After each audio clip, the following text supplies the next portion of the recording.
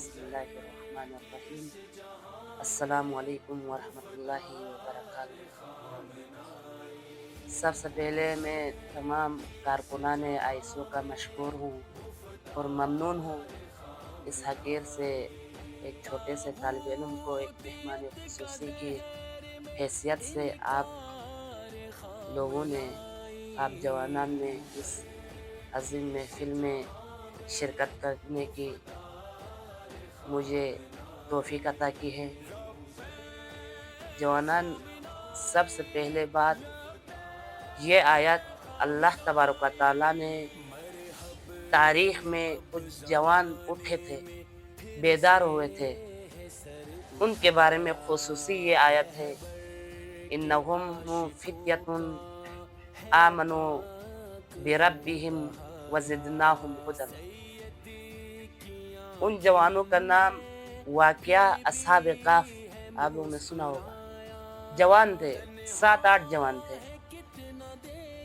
ہوتا بھی ہے کہ ایک معاشرے کو، ایک امت کو جگانے کے لیے سب سے پہلا چیز جس کو استعمال کیا جاتا ہے وہ جوان ہے، ینگ ہے۔ کیوں؟ کیونکہ ایک بوڑھا آدمی ہے، اس نے اپنی وہ جو زندگی، جو صلاحیتیں تھی، اس کو گزار دیا ہے۔ اب اس کو گزار دیا، اب وہ ایک کام کر سکتا ہے، عبادت کر سکتا ہے، یا اس جوان کی حوصلہ افزائی میں مدد کر سکتا ہے کہ آپ دین کے لیے کام کرو۔ خود اتنا نہیں کر سکتا جتنا ایک ینگ کر سکتا ہے، ایک جوان کر سکتا ہے۔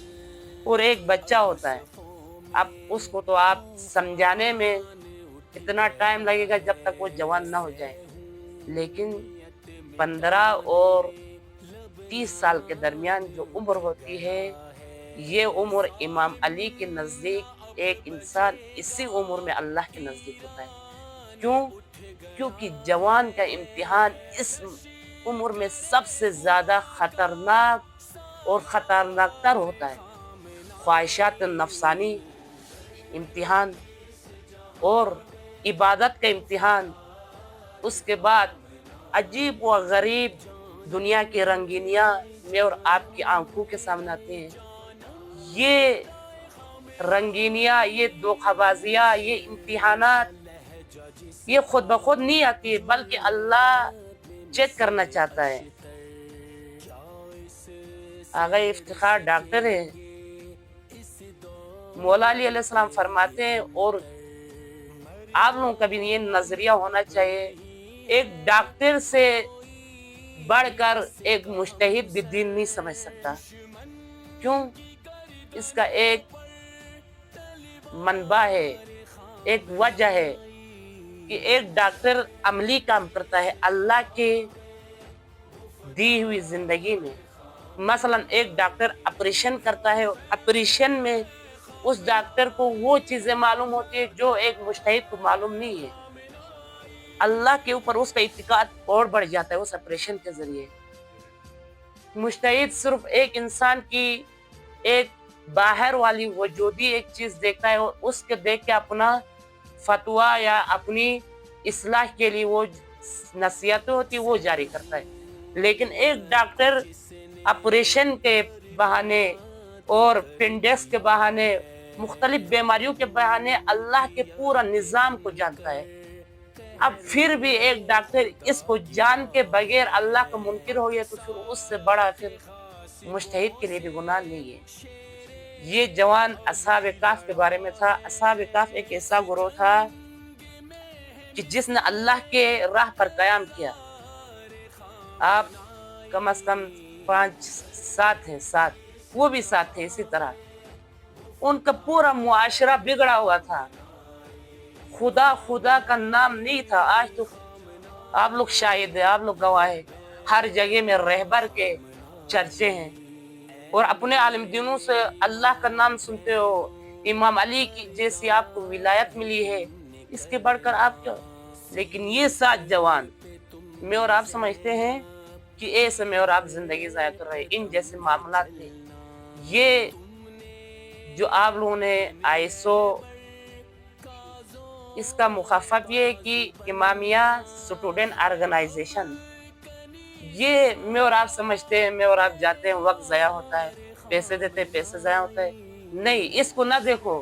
پیسے ضائع ہوتا ہے، وقت ضائع ہوتا ہے، پھر اوپر سے میں اور آپ کا کیا کہتے ہیں ٹائم بھی. اس کے پیچھے قربانیاں دیکھو کہ اسی ISO کو نام باقی رکھنے کے لیے شہید ڈاکٹر محمد علی نقی نے کیا کام کیا. کیا ایسا کام کیا کہ آج میں اور آپ ہر غسل میں بیٹھے ہوئے بندے کو بھی یہ پتا ہے کہ ایک ISO کے پیچھے جس نے قربانی دی ہے وہ کون ہے.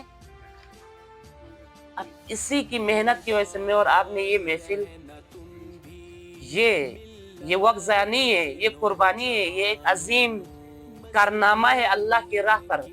ان جوانوں نے، میں آپ کو کہہ رہا تھا اصحاب کہف کا، یہ جوان نکلے. اس وقت کا ایک منافق اور کافر اللہ کو نہیں مانتا تھا، دقیانوس جس کا نام تھا. اس نے پورے خطے کو، پورا معاشرے کو اپنا تابع بنایا ہوا تھا. یعنی وہ خود کہلاتا تھا کہ میں خدا ہوں، میرے بعد کوئی خدا نہیں ہے.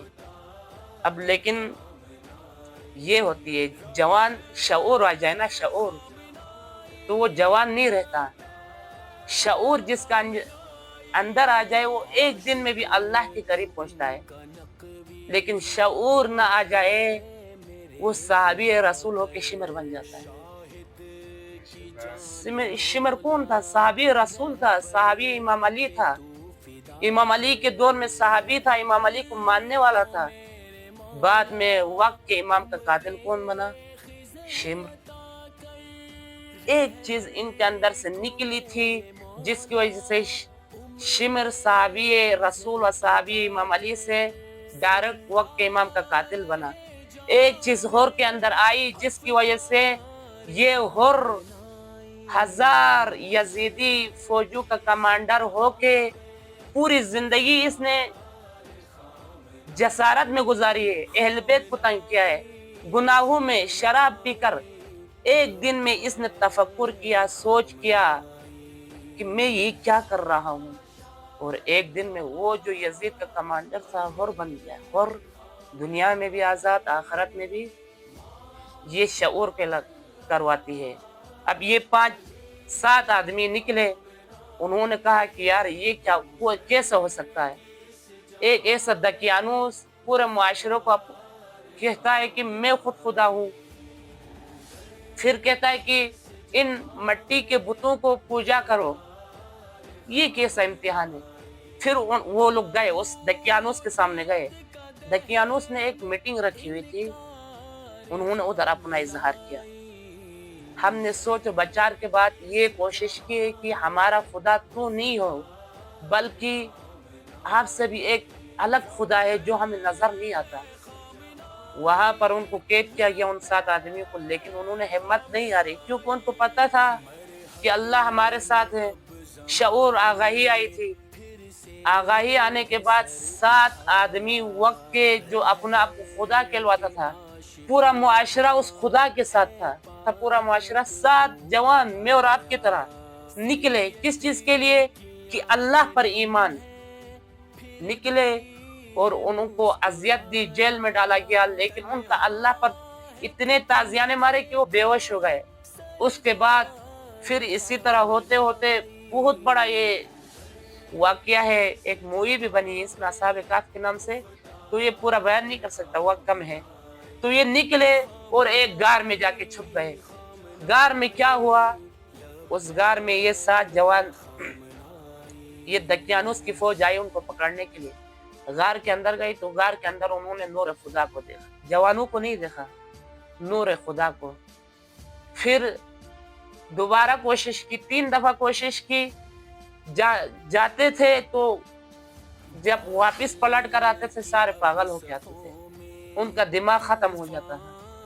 اب یہ جوان جنہوں نے ہمت نہیں ہاری پوری زندگی، ان کو پتا تھا ہم مارے جائیں گے، پورا معاشرہ ہم پہ تھو تھو کرے گا، پورا معاشرہ ہم پہ گالیاں دے گا، تو الگ ہمارا الگ.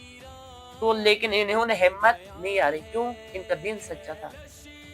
300 سال بعد اللہ نے دوبارہ زندہ کر دیا ان کو. ان کی محنت کا صلہ ان کو اس طرح ملا کہ جو ہی 300 سال بعد یہ غار سے باہر آئے سارا نظام تبدیل ہوا تھا. وہ دقیانوس مٹی میں گڑ کر اللہ کے عذاب میں مبتلا تھا. باہر آیا تو ہر جگہ میں اللہ کا نام, مختلف مساجد بنے ہوئے تھے. ان کا نام و نشان نہیں تھا, ان کے گھر والوں کا, ان کے خاندان کا. پھر پریشان ہو گئے, پھر واپس آئے. انہوں نے کہا کہ پاک پروردگارا ہماری محنت کام رنگ لائی. 7 آدمی تھے, پورا معاشرہ الگ تھا. تو ان 7 آدمیوں نے کام کیا اور ان کے کام کے بدلے پورا نظام اللہ کے تحت ہوا. پورا ایک نام اس کے پیچھے قربانیاں دی ہے, وہ عظیم لیڈروں نے دی ہے. وہ میں اور آپ کے لیے ایک عملی مثال ہے. شہید ڈاکٹر علی نقوی جن کے بارے میں ایک واقعہ نقل کیا گیا ہے کہ وہ اپنے نکاح کے دوران مرد آباد امریکہ لکھ رہا تھا.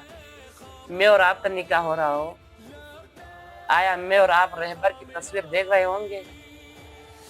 نہیں, میں اور آپ تو سب سے پہلے نکاح سے 3 دن پہلے تیاریاں کرتے ہیں نکاح کی. لیکن یہ عظیم شخصیت جس نے قربانی دی ہے, یہ نہیں, نکاح کو چھوڑا. اس نے کہا نکاح دنیا کا کام ہے, لیکن میں پہلے آخرت والا کام کروں, اپنی آخرت دنیا کو سدھاروں. اس نے مرد آباد امریکہ مکمل کیا. ان کو بلا گیا 5 6 بار 7 بار. اس نے انکار کیا کہ جب تک میں اس خبیث کا نام نہ لکھوں, جب تک لوگوں کو آگاہی نہ ہو کہ یہ امریکہ شیاطین ہے, تب تک میں نکاح نہیں پڑھ سکتا. نکاح اس کا مکمل ہوا. ایک واقعہ میں آپ کو بتاتا ہوں. کا قانون یہ تھا کہ جس دن سال کا پہلا دن ہوتا ہے نا, شروع ہوتا ہے نا, اس ٹائم جو بھی شخص اس ملک کے اندر, اس گاؤں یا قصبے کے اندر داخل ہوتا, اس کو اپنا بادشاہ بناتے تھے. کیا کرتے تھے؟ اس کو اپنا بادشاہ بناتے تھے. 100 سے زائد بندوں کو بادشاہ بنا دیا. ان کا قانون 2 تھے. ایک پہلے بادشاہ بناتے تھے پہلے دن, سال کے آخری دن میں اس کو نکال کر ایک جنگل میں پھینکتے تھے. درندے اس کو کھاتے تھے, درندے اس کو. پھر اگلے سال صبح آنے والے کو جو پہلا قدم رکھتا ہے اس کو دوبارہ بادشاہ بناتے تھے. قانون ان کا یہی تھا. گزرتے گئے, مختلف بادشاہ آئے, درندوں کے حوالے ہو گئے 1 سال کے بعد. لیکن ایک باشعور, جس طرح آپ لوگوں نے محنت کی, آپ کی طرح ایک شخص آیا. پہلے تو اس نے قبول نہیں کیا اس کے ان قانون کو, کہا کہ میں نہیں کر سکتا. اس نے کہا کہ آپ کرو, نہیں کرو گے تو ہمارا ایک اور قانون بھی ہے, آپ کو مار ڈالیں گے. یا 1 سال بادشاہت کرو, اس کے بعد ہمارا قانون جنگل میں پھینکنا, یا اس کو نہ مانو تو ڈائریکٹ ہی آپ کو ختم مار ڈالنا. اس نے کہا کہ ٹھیک ہے, قبول ہے. اس سے تو بہتر کیا ہوگا, بادشاہ ہی بنوں, مرنے سے بہتر. بن گیا, بادشاہ بن گیا. اس کے اندر شعور تھا. پہلے جو لوگوں نے بادشاہ بن گئے تھے انہوں نے کھایا, پورا سال پیا. کیونکہ بادشاہ کا مطلب پوری معاشرے کا اپنے ہاتھ میں لینا. انہوں نے کھایا, مختلف چیزیں کھائی, کام کیا پورا سال بعد وہ درندوں کے حوالے. لیکن یہ باشعور تھا, اس نے منصب سنبھالا. پہلے دن ہی اس نے مختلف افواج کو بلایا, اس معاشرے کے افواج کو جمع کیا. ان کو حکم دیا کہ وہ فلاں جنگل جہاں پہ مجھے پھینکا جائے گا, ادھر جتنے بھی درندے ان کو تباہ کرو. یہ گئی فوج, ان کو ساروں کو کیا کیا, تباہ کر دیا. دوسرے دن اسی طرح 1 مہینے کے بعد وہ جنگل سارا درندوں سے کیا ہو گیا, پاک ہو گیا.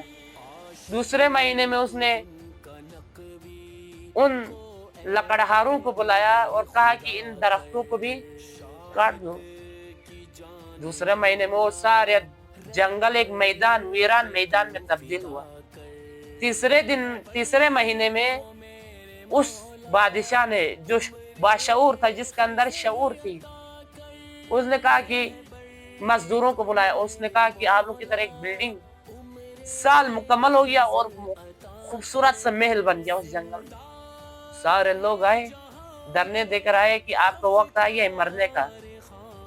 پکڑا بادشاہ کو, جنگل میں لے گئے. جب اس کو پھینکا گیا تو ایک محل